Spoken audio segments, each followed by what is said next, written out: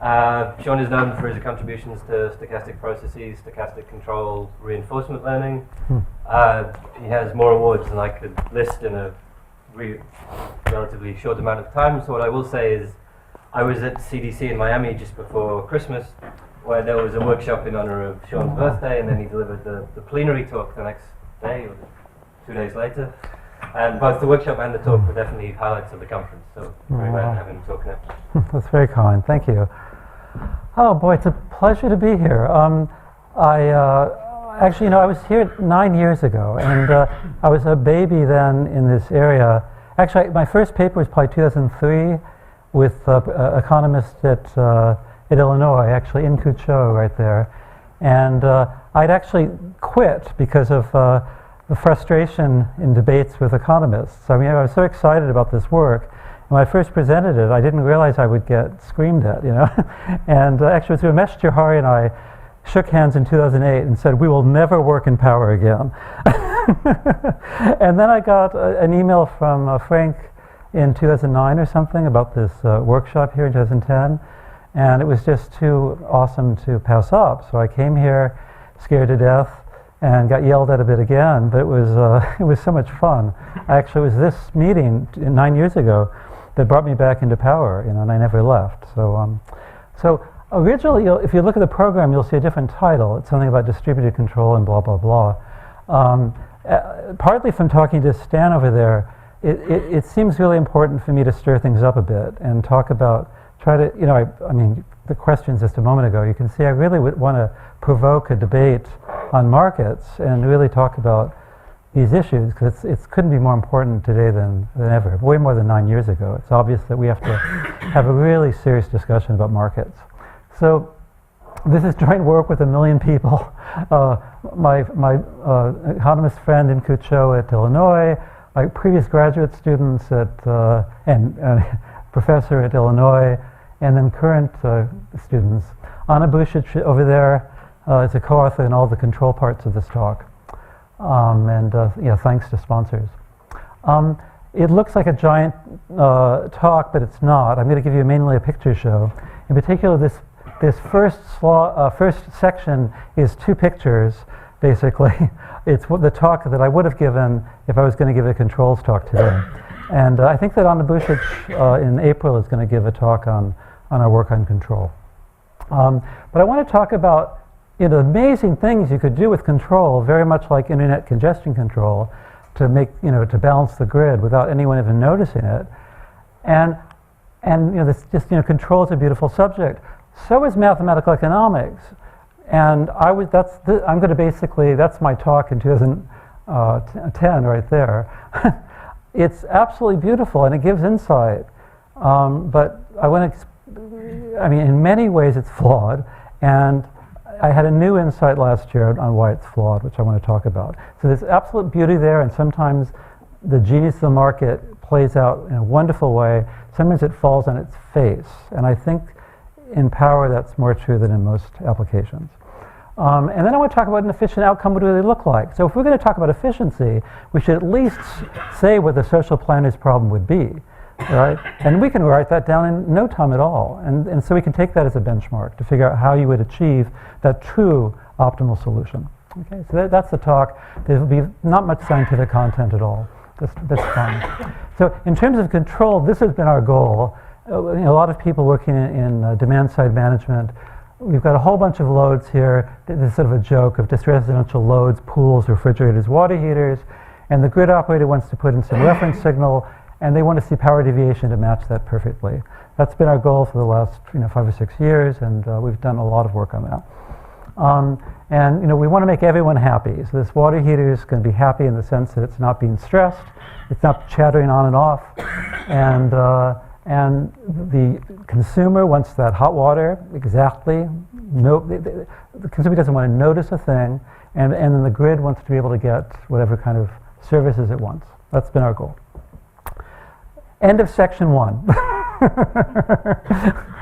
Section 2, I want to talk about what you can achieve with control, and I feel this is fairly realistic. It seems like science fiction, but I believe it, and I hope I can convince you it's possible.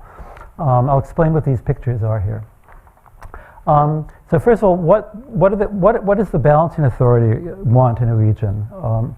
There's something called AGC and secondary control that's been talked about. You get these nice zero mean signals, and that's been done beautifully. There's peak shaving that's a big deal in all sorts of regions in the world. It's strange in New York how they have this problem with a peak in the afternoon every day. Every day they know it's going to happen. The price goes up every day. There's this huge inertia in all those buildings.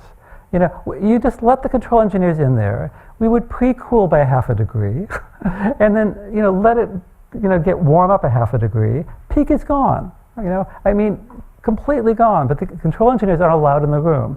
When Audrey Zibelman became the Public Utility Commissioner for New York, she recognized this problem. She recognized the value of demand-side management. And she wrote some beautiful essays about how buildings could solve the problem. But she insisted on not being solved with real-time prices. So she came in and she dictated the solution because her friends were economists.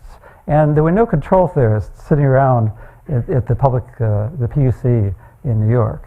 So it hasn't gone anywhere. So there was supposed to be a revolution in New York State. It didn't happen. And it's because the solution was dictated by a policymaker who didn't understand the real problems. Didn't understand the thermal inertia in these buildings. So our goal would be to flatten those prices, put everyone out of business, because the prices would be flat. They wouldn't get that rent from the spikes. And then, of course, you've got this problem. This is an old picture. I don't know why I didn't update this. It's beautiful what's happening in California. With the net load goes down to almost zero, and then you have a ramp here of like 8 gigawatts in March. It's just unbelievable that California can survive that. It's really amazing engineering. And we want to make it flat, and we can, with loads. But what the problem is what does California do? They have a ramp product. It's if you could walk along and pick up a ramp and sell it. It's a very strange thing. It's completely against what a control engineer says. I need an actuator that can actuate and supply a service. And that's a trajectory. It's not a ramp. It's not just a piece of a slope for a period of time. And then, of course, contingencies. All right. So let's just think about how, get it inside of a control engineer's brain about how you think about this. Let's look at the problem and what do the sides want. First of all, how many of you know this is what your power consumption looks like in your water heater? So G stands for power generation, power virtual, it's negative that, I don't know. Anyway, it's power consumption, I meant to say. And it's a spike train. So you've got 5 minutes of like 4 kilowatts of electricity consumption, and then it's off for 6 hours. And then again, 5 minutes of power consumption, and then it's off. Right? Now, the fact is, you ask any American at least, they will have no idea what you're talking about. Because they turn on the faucet, hot water comes out, they're happy. And they have no idea that that's what's going on behind the scenes. All right? And just stare at that, You've got this really trivial dynamical system for hot water. We give a spike, the hot water heats up, then it goes down, then there's a spike, it goes up. And that's what the consumer cares about, and that's what the grid operator cares about. And so there's an incredible mismatch, a spike train for power consumption and a smooth signal here, which is the thing the consumer cares about. And that is gold, because the consumer doesn't know it's there. So you could move those things around, you can shift those spike trains around, the consumer has no idea it's happening. And so as a control engineer, it's absolutely gold. It's absolutely death if you want to try to apply competitive equilibrium theory, price signals, prices to devices. But it's a complete gift as a control engineer. Okay, so I can explain that gift right now. So basically the idea is we have a bunch of loads, and the power consumption is very exotic, like these spike trains. And what we want to do is we'd love to have, here's the grid. We'd like a balancing authority here, whoever is in ISO or balancing authority here, to be able to send signals. The BP stands for bandpass. At one point we thought that was the best way to disaggregate the signal for various different classes of loads. And so this might be a collection of hot water heaters. Perhaps the aggregate power consumption of the hot water heaters is measured, perhaps not. And then a single scalar or two-dimensional signal is broadcast to every hot water heater in a region, and then they act independently based on that signal to realize. So the aggregate is smoothly ramping up and ramping down, but what each individual sees is nothing. Okay. So here's an example. So I'm not going to give you any science. This is what's possible. So basically what we did is we got hot water data from Oak Ridge National Labs. They had a whole bunch of hot water heaters. They had tons of data, and we fit a model based on that. They didn't have any load data. So we went off to the Pacific Northwest, and we had friends over there, and we got load data. And so we built a simulator for 100,000 water heaters with the hot water heaters in Tennessee and the usage in Washington State, but we put them together. All right, and there's... Sorry to hackle you, but yeah. So do you assume that you have a storage? No. Or is it just water heats just directly? These are standard American hot water heaters, which are about this tall, this wide. They have a 4 kilowatt, And you don't assume you have hot water tank? It's a big hot water tank. Standard American hot water heater, yeah. Which so bigger than probably in Europe. And so there's three rows here because there's 3 different requests from a grid operator, and the first row the grid operator is not involved. So it's just the natural behavior of a collection of water heaters. And what this is showing is the power consumption, the nominal power consumption of the collection of hot water heaters based on this load data that we got from the Pacific Northwest. Okay. And this is the way a typical hot water heater looks, American hot water heater. The yellow is when it turns on, and the blue is the temperature. And you see that the temperature went way down here, and that's from 2 consecutive showers, very long showers. They actually made the thing go out of bounds. It was, and so it was, so it was actually. And, this is a realistic simulation. It happens. You take a shower for too long, the hot water gets cold. Now the grid operator said, I want you to now track a signal of plus or minus 10 megawatts. That's what's shown here. And you see the 100,000 water heaters track that signal perfectly, much better than any generator would, as well as batteries would. Basically perfect. And can anybody see the difference between that and that? So we had 100,000 water heaters. This is just taking the first one and comparing, what happened when they were providing this grid service compared to when they weren't. So how much should we pay that water heater for providing this beautiful service? Nothing. They didn't feel a thing. Nothing happened. You can't distinguish these two. And then this is really remarkable. This is a signal ramped up. Instead of plus or minus 10 megawatts, it's plus or minus 40. It's completely infeasible. So if you actually did get to that lower red curve, you wouldn't just be turning off the water heaters. You'd be making them generators. You'd be making them somehow turn into little generators. So it's not feasible. But you design these control schemes carefully, and it's basically just truncating that signal.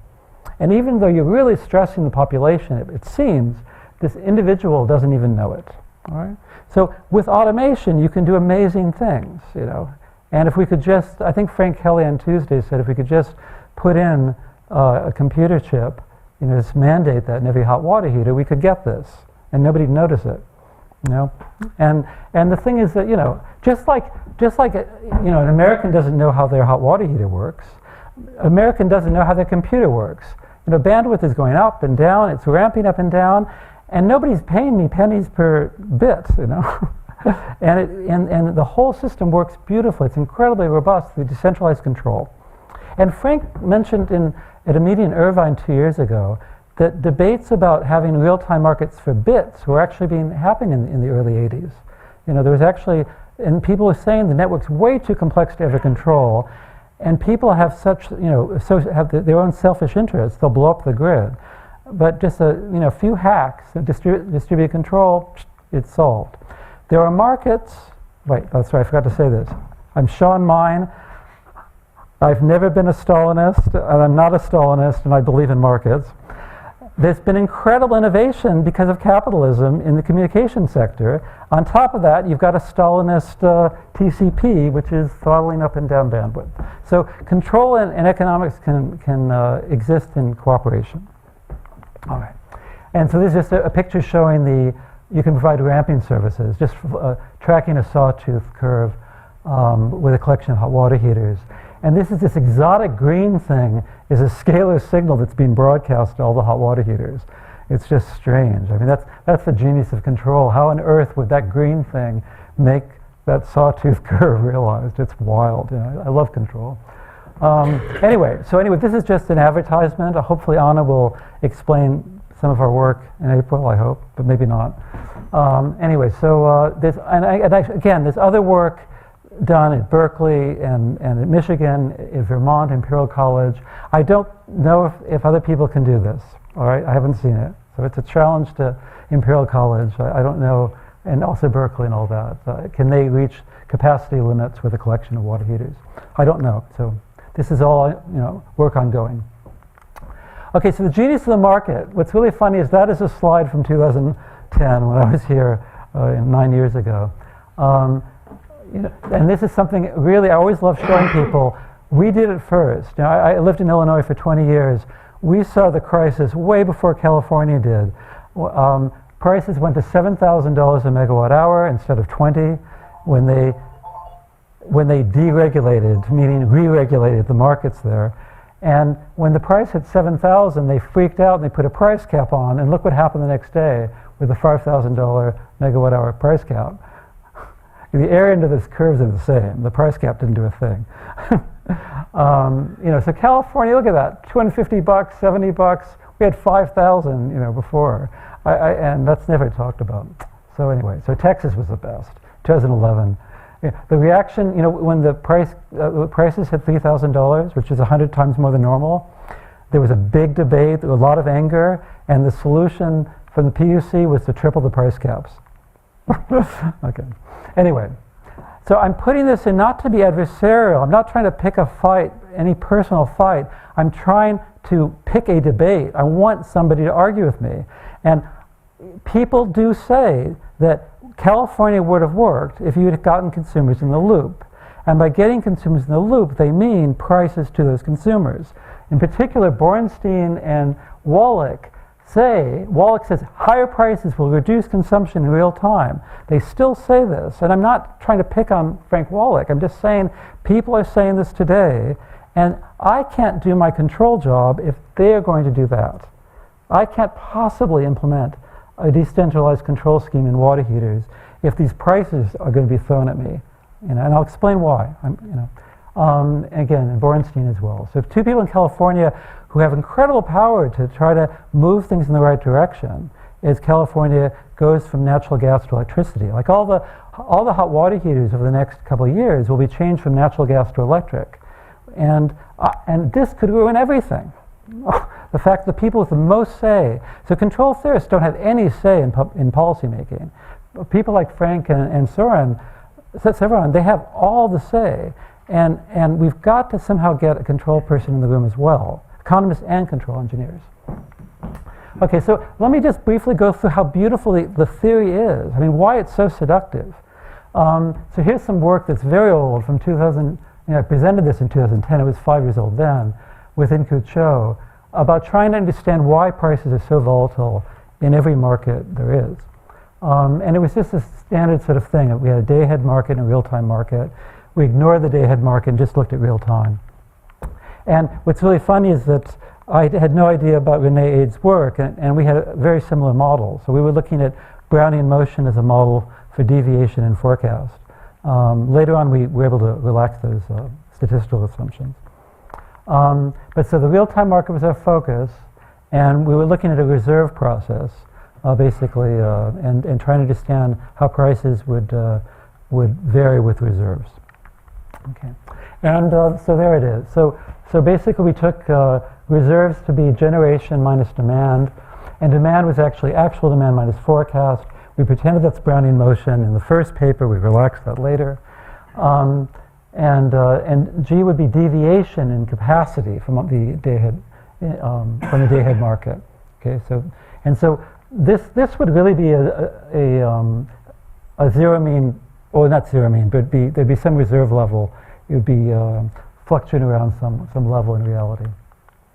Okay, and the only thing we put in is a ramping constraint. We wanted to put in we need some constraints on generation in order to make this different than what you get in a static analysis. So we just put an upward ramp constraint. Later on we put downwards, but it didn't matter. We were just trying to get some aspects of what happens when you put in a dynamic, when you look at a dynamic model and all. Okay. So, so basically, here's some economics 101. We've got two self-interested agents. We've got a consumer that has some welfare function that they're interested in. There's a supplier, and there's a consumer over here. D stands for demand, S for supply. And typically, what you'll find is that for a supplier, they're making money from selling power. So you've got a price of power and this generation from the supplier. And then there's a cost there for generating that power.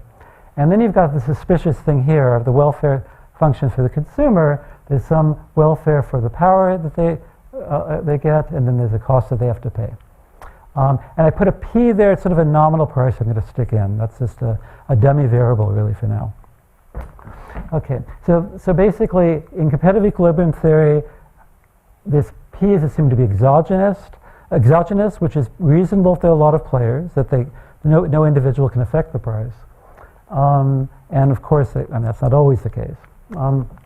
But that's the price-taking assumption. All right. So there's something called the social planners problem, and people who are not involved in economics, when I first gave talks on this to a control audience, they thought I was talking as a Stalinist. No, I'm talking as an economist. The definition of the social planners problem is to take the sum of the welfare functions and look at the maximum over all possible allocations. And if you achieve that, that's a definition of efficiency. And if you ask me, that's a flaw in economics already. Because why would you look at the sum of the welfare functions? I think saying that is the thing that you want to solve, I humbly feel that's a mistake. I think the only reason that is declared to be the definition of efficiency is because you can solve the problem. I don't think it's really the thing that we care about. I really do. Okay, so with all humility, that's just my personal feeling that's what economists say is efficient. I don't think that's what a typical person would agree. They might look at the sum of the square roots. I don't know. I don't know. I think many economists would agree. Okay, but so the thing is, in the social planners problem, the price parts disappear because there's a plus sign there and a minus sign there. They disappear, and so price is irrelevant in the social planners problem. And so basically, the most elegant way to prove the welfare theorem of economics is to relax the supply equals demand constraint. And in this continuous time setting, you'd have a Lagrange multiplier here, which is just some adaptive stochastic process. And if you maximize this for any lambda, you get a dual functional, which is a function of lambda. And that's the Lagrangian relaxation. And so this approach to competitive equilibrium theory in the static case goes over to the dynamic case without any problems whatsoever. Okay. And so what happens is this Lagrangian decomposition turns into this, and you play around a bit, assuming that there's no duality gap, assuming the social planners problem has a solution, you get the price. Basically, you get my nominal price, and you add on the Lagrange multiplier. That's the price that gives you the competitive equilibrium. All right. So that's just a quick survey. And why am I doing this? Because it's absolutely strange what happens in the dynamic setting. I'm a consumer. Am I subject to ramp constraints? If I want power, give it to me. I want a gigawatt, give it to me. Now I want none. I'm not constrained. So, but the supplier is constrained. So if I suddenly say, I want a gigawatt, and the generator can only ramp up so fast, they say, I'm going up as fast as I can, what's going to happen is the price is going to shoot through the roof. But the price, it turns out, in this model has nothing to do with the cost of production at all. The cost of producing power is irrelevant in the solution of the social planners problem. It's just marginal value. You know, it's never marginal cost. You know, as soon as you put this in. And I'm told that this is not new at all. You know, so Frank Wallach says he has papers. I haven't seen them yet, but I mean, he told me 10 years ago that he had done the same work. He hasn't sent me a reference. But I'm not saying he didn't do it, but I haven't seen it. But so price is marginal value. What's amazing is that the average price is average marginal cost. You know, and you say that to an economist and they blush with happiness. I mean, it's so amazing that even though when you represent the price, it has nothing to do with the cost of generation. The average price is the average marginal cost. You know, and that's seen as a big success story. So when I first presented this at Stanford 10 years ago, it was sort of a vindication. It all works. And I just don't think so. All right. So with transmission constraints, you get similar results, but of course they're nodal. They can be negative. They can be way above the marginal value. That's really strange. They can be above marginal value. And so there's a book chapter you can see and things like that. All right? All right. So marginal value. So it's obviously not marginal cost. You know, sometimes during very quiescent periods, maybe it is marginal cost. I don't know. But you look at all the crazy prices, what Hogan likes to call spaghetti prices all the time. They're wild. And what are they? What are these prices? I mean, who knows? And this on-off behavior in Texas is very similar to what we would predict from this very naive model. Remember, this model is extremely naive. We just have ramp constraints in one direction. There's a million things we're ignoring. All right. Now let's go to the title of this presentation. Where are the rational agents? For the supplier, it's not too bad. I mean, of course they like making money, and of course there's some cost of generation. I'm ignoring the $1 billion they had to spend to buy their generator.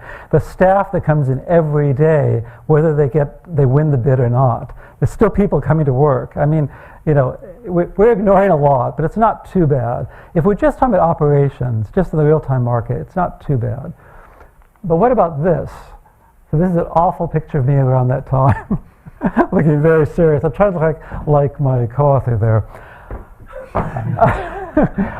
I love Inku, but he's a little too serious sometimes. What about that? I mean, so we were thinking about a utility, but a utility is a representative of the actual end consumers of electricity. What on earth is the remember the utility of consumption determined the price, right? But what on earth is it? If you want to point to an irrational agent, it's me and Inku. I mean, what on earth does that mean? Can anybody give an example where the utility of power consumption is a meaningful concept? Maybe there's an example. I don't know. Let's talk about it later. But it's absurd to think that there's a utility function for power consumption, and it would depend on every different load. For lights, I get utility when they're on, they're off. For heating and ventilation, it's completely different. Water heaters, computers. I'd be very upset if somebody pulled the plug here. I wouldn't care so much there. And so this is a completely meaningless concept, and it's a starting point in trying to argue for different sorts of schemes, for pricing schemes. Completely meaningless in most cases. Okay, so power is not the commodity of interest. So it's a basic economic mistake in pretending that you can do this. Power is not the economy of interest, or a commodity of interest. And again, that's why I brought that picture up in the beginning. The consumer doesn't even know that their power consumption looks like that. How could you pretend that prices to a consumer would be the right signal? Just think about it. How could you think a price signal could possibly be the right signal? It just doesn't make sense. Okay, so let's look at what an efficient outcome would look like. All right. So first of all, let's look at what is proposed all the time. There's a scarcity event here that's predicted in advance. We basically want people to reduce their power by a few gigawatts during some period in California. And we have some region with 7 million ACs, water heaters, commercial water heaters in residential, refrigerators. This is basically based on the portfolio today in California. Those 700,000 water heaters are going to turn into 10 million in a few years. So it's nothing. And I've got so basically there's an aggregator in place, because it doesn't make sense for each individual to be thinking about this, who's going to promise that the consumers have strict bounds on the quality of service. Basically the water will always be hot, the temperature will be in bounds in their house. And then it's going to basically, deal with the balancing authority that's going to increase the price over this 2-hour or 1-hour window. Okay, so so the quality of service is basically represented by what? For ACs, it's the temperature bounds that have to be satisfied. For swimming pools, it's very crude. I'd have a contract with the aggregator that I need, 30 hours of cleaning per week, and subject to that, you can do whatever you want. Maybe 30 hours of cleaning per week and no more than 20 switches. I don't know, something like that. All right. So here's what is proposed in California today. Increase the power by 10%, say, during that period, so that you can get a reduction in power. All right. Maybe not 10%, maybe 1%, maybe 100%, maybe 10,000%. The plot I'm going to show you next, it doesn't matter what you do, whether the price is 10% or 100% or whatever. Because what's going to happen is, you all tell me, what's going to happen? Everybody's going to shut down. So here it is. So basically there's a price event here where the price goes up 10%. This is time of use pricing, so you're told in advance. I think it's absurd to think of anything else. The consumer doesn't have their own supercomputer and forecasting equipment. The balancing authority does, and that information must be shared. And so why wouldn't you tell them in advance about something they know about? Contingency is another matter, but the typical use of price signals is for these periods that are very predictable, okay? So I'm looking at time of use pricing. So what's going to happen is that, yes, the ACs are going to ramp up their power consumption to pre-cool, and they're going to turn off, but these houses were small, and so they can't really stay off for this 2-hour period, so eventually they have to turn on again. The pools, of course, did a little extra cleaning. Where the pools? A little extra cleaning maybe. They shut down the whole period because pools, who cares? In 2 hours, what's the difference? And what else is interesting here? I don't know. What are these green things? The refrigerators were able to turn off for about an hour. All the fridges got to the coldest temperature, pulled the plug, and once they got to the warmest temperature, they turned back on. And that's what you're seeing here. So this is basically, we're modeling, just a very natural model. I don't know if you remember, but there's a very linear behavior of refrigerators and water heaters. You plug them in, turn them on, they heat up very linearly. Turn them off, they cool down very linearly. And so it's very easy, simple, realistic models you can come up with. And so this scheme blows up the grid, because basically you get a bit of power reduction, but you get this 10 gigawatt spike, because everyone's trying to get ready for the event. The grid's gone. There's nothing like that today. But if everyone put in the right equipment, and to respond to these signals, this is what would happen.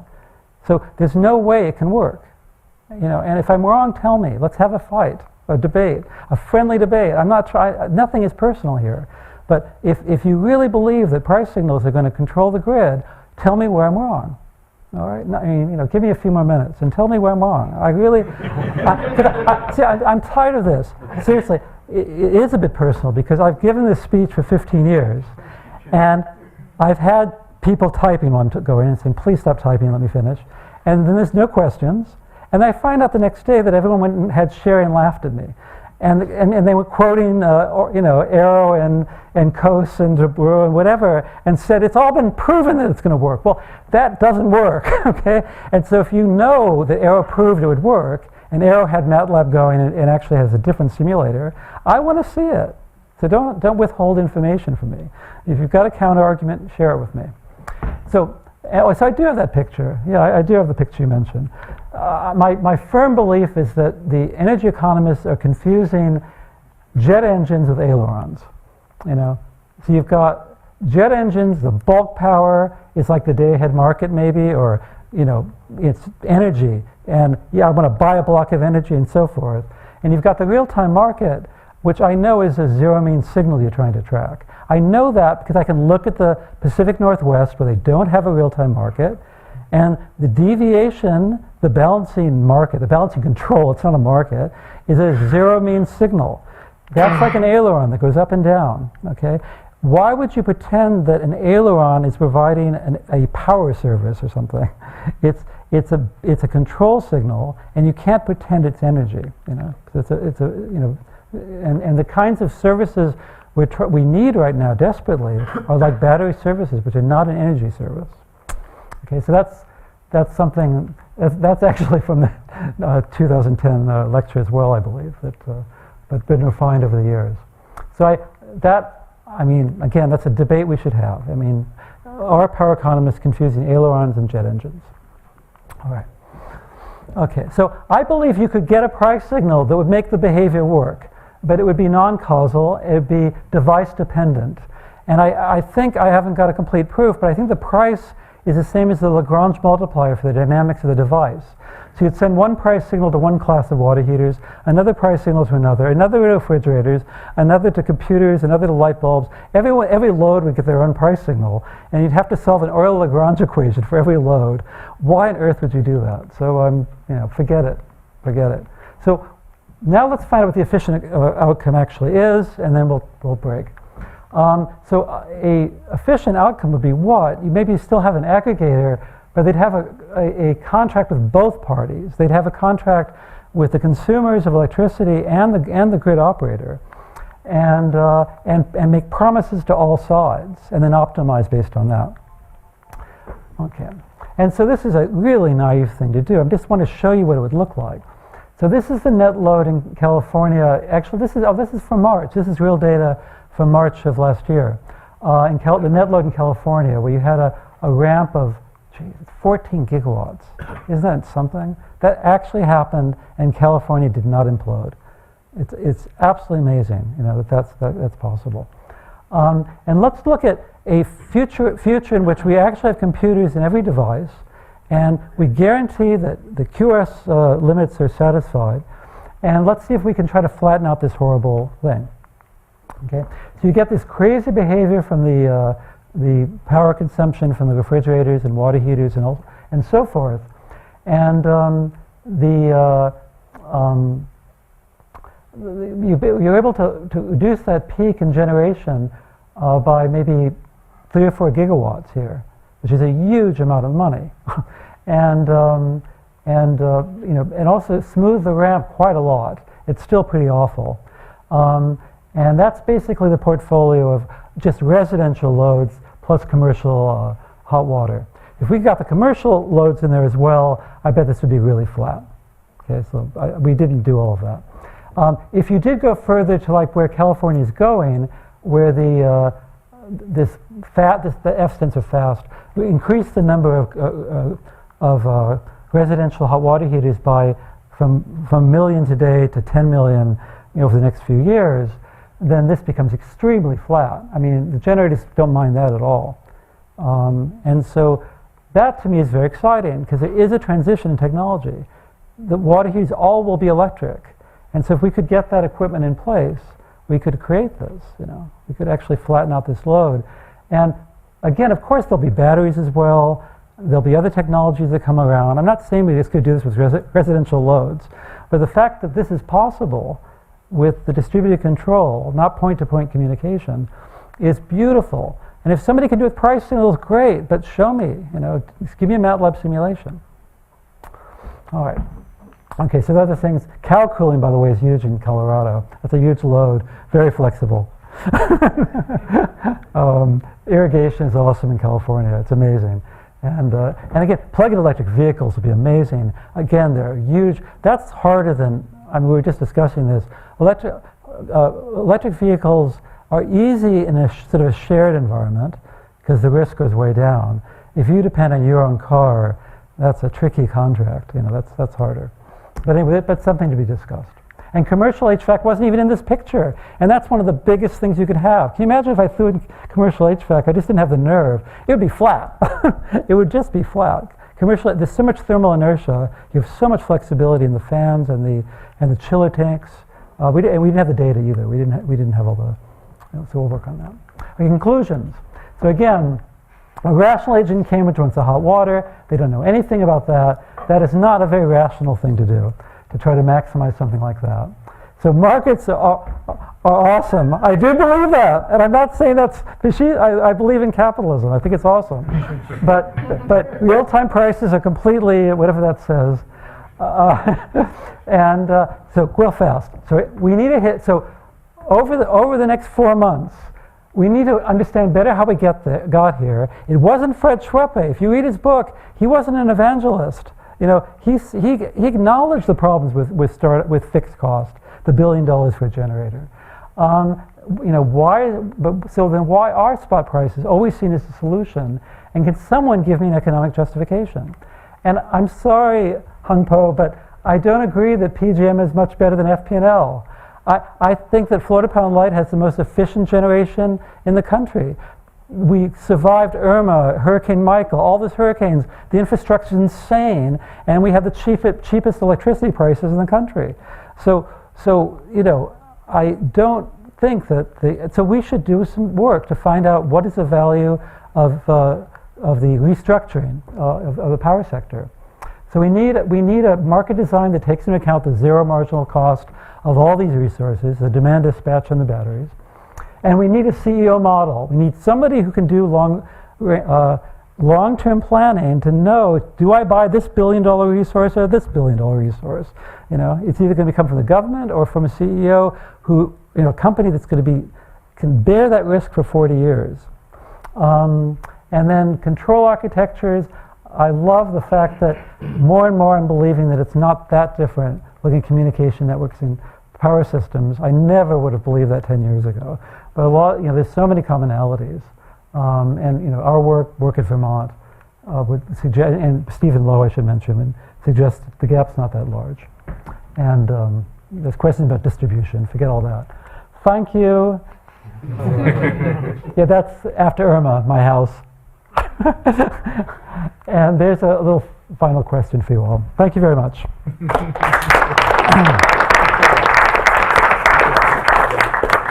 Okay, so before opening the floor to general questions, does anyone want to forego the sherry tonight and give Sean the fight or the debate? Oh, no, we could have debates over sherry. That's better, right? For a fight. Okay. All right. Were you here when I gave my presentation? I couldn't. It was. But that's exactly what I said. Uh-huh. You should give a price for specific families of consumption, not power. I totally agree that it's nonsense to say that you have a price for the instantaneous power, because all of these loads have constraints which are intertemporal, and they're not. The utility to the consumer is to have that service, that work done. Yeah. Because after all, that's what you are work, right? Yes. So you are using a utility, which is you are saying you define my constraint, and so your utility is some constant and zero outside this region. No, but and it's not true. Let me finish. But that was my point. It's not true that the region cannot be changed by providing a different price. So you can change your heating comfort if you are willing to accept a lower price for electricity, right? So there is a price responsive behavior. I can charge here because it's cheaper, but it's less convenient for me in other ways. Perhaps it's not at my home, or it's in some charging station, and so I'm trying to do and optimize an economic transaction. So it's not true that there is no economic reaction from the customer potentially, but it's not to power. I agree with that. But the fact that there is no economic reasoning from the customer, I think it's wrong. Who defines this region? Who defines my dead band in my house? But I don't understand the question, because I agree with all of that. It's not a question. This is an argument. I'm confused because I agree with everything you said. So I could construct a price which would induce the behavior I want. But but it would be a Why is different. that so difficult? I don't think it is so It's a solution to the Euler-Lagrange equation. So basically, I look at the differential equation for hot water, and I look at I solve Pontryagin's maxim principle. I find the dual variable, and that but that will be the price. But why would I do that when I can come with a very robust control solution? Why would I come with a price for every different brand of hot water heater? You are not putting the economic reaction of the customer, which will be very upset that you're controlling something and has no way of entering in that discussion on what is this feasible region you're using for its own sake. But you do understand that they're not feeling it. They don't know it's happening. They are feeling No, it they won't. because it has a certain deadband that is chosen for them. No. Decided that they are happy with this deadband. I'm not changing it. We're using the same deadband. We're not changing the deadband. But that means that you are assuming that that's the utility that they want. It's constant inside and zero outside. It may not be the case. No, but They may be, if you gave them the wonderful opportunity of helping the grid and making it cheaper for themselves, they may have expanded. No, the but they can deadband. set the deadband to whatever they want, just like today. I don't. Comment on the comment. Yeah. I'm just confused. I don't understand all They that. will not understand how their setting of the deadband has an impact on the price because you're not giving them any signal to interpret that.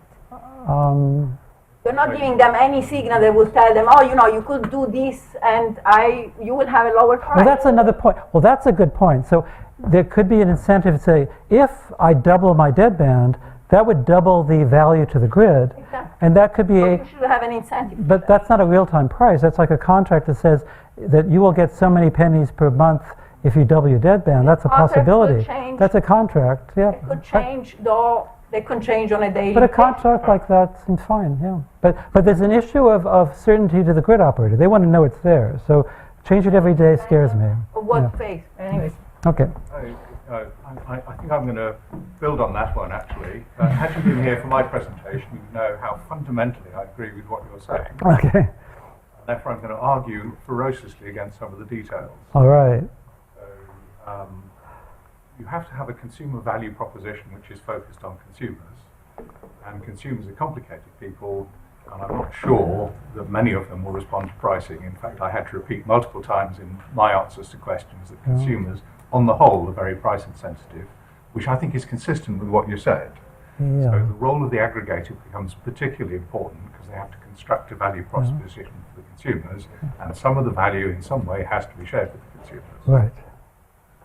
You actually have to go and look in detail at the artifacts you're talking about, at the reality of vehicle charging and the reality of fridges. Mm-hmm. If you look at fridges, you will discover that half of the energy consumption of a modern efficient fridge is caused by people opening the doors. Uh-huh. So the idea that there's this nice line that goes between the two deadbands is wrong. People open the doors at pretty much the same time as the energy demand peaks. So your model would cause the fridges will restart, annoyingly, much more frequently in the period when No, we've done this. No, we've done this. It's amazing how it's not true. real fridges. in Yeah, the because you see, houses. with these randomized policies, see, right here, everyone's taking a shower around 7:30 in the morning. I'm not talking about showers. But I'm talking about fridge is the same thing. No, we have randomized policies, so everything gets smeared around. Sorry. Yeah. You said that you chill the fridge down beforehand, you allow it to warm up. Oh, I see. I said, Okay. at the point where it's warming up, you have a much higher probability of somebody opening the door, which immediately causes the compressor to switch on. No, I'm sorry.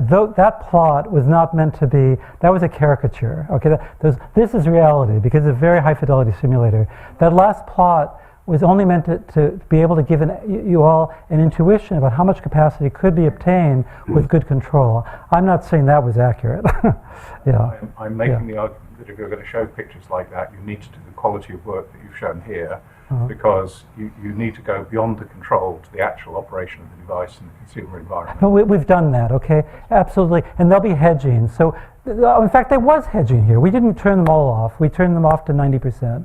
So we have a paper we can share with you. We did introduce hedging to avoid issues, but yeah. There's a moral hazard in vehicle charging, which I explained, where we've shown that you can persuade people with relatively straightforward propositions to hand over control of their vehicle charging, and since there's a huge time period available for charging it, you can completely reschedule the charging.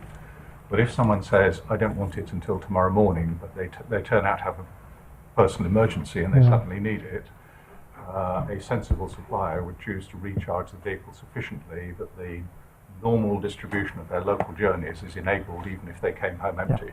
Yep? Yep. Yep, absolutely. Yeah.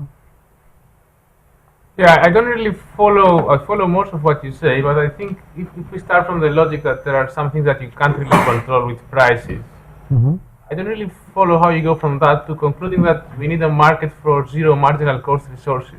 Oh, because that's an example. So basically, if you were going to implement this solution with hot water heaters, you'd have to spend that extra 50 cents per water heater to stick in the device, and you'd have to have communication to every hot water heater. It might cost $1 billion, but it would be a lot cheaper than batteries, in my opinion. I mean, we've done the analysis. It's cheaper than batteries. But the thing is that you've got a big sunk cost of say $1 billion, and then it's free. You know, because we're respecting the deadbands they already had. I mean, as you see in these 3 rows, you can't see the difference between there before the control was in place as the first row, and the second and third rows with control. There's no difference. So there's no cost in either monetary sense or in terms of comfort. How on earth do you design a market like that? And we know from the music industry it's hard. You know, Maybe we don't need a market. That's what I'm saying. Maybe we need Oh, yeah. some other way to pay for it. Yeah. Well, again, again, you know, this is sitting here and nobody's screaming that their bandwidth is being ramped up and down. I mean, it's an example here where people put up with control of their devices, and it's for the common good. You know, it's for the common good. You know, there's a tragedy of the commons thing here, and with communications, it was accepted, and you've got automatic control in here, which makes everything robust and stable. And so the same thing could happen with water heaters and fridges. And with things like with vehicle charging, it's different. The risk is really complex. You know, so with this, it's a no-brainer to me. With vehicle charging, it's just trickier. You have different preferences for different consumers. If they have shared vehicles, the risk goes away. You know, so it's just a more nuanced discussion, I think. No? Okay. Well, I've run a field trial. It works. okay. Oh, cool. All right. Yeah. Was there quite? I thought I saw a hand over there, but it's time for Sherry anyway. Okay, Sherry time after the next talk. Oh, that's right. Okay, so let's thank Sean.